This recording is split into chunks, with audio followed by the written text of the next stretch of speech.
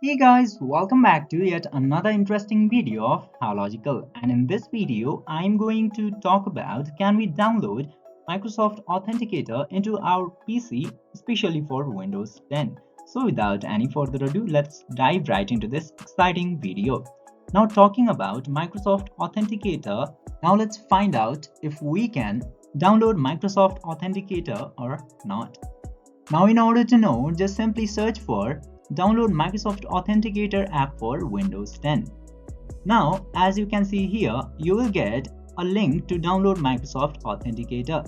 And now, after tapping into that link, it will give the option of Android and iOS into here. As you can see into this section, there is no options in order to download it into PC.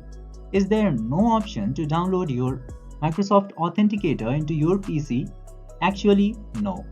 You cannot download Microsoft Authenticator into Windows 10 or any of the other PC versions. I hope this video was helpful for you. If yes, don't forget to like, share and subscribe to the channel to never miss another update. Thank you for watching the video.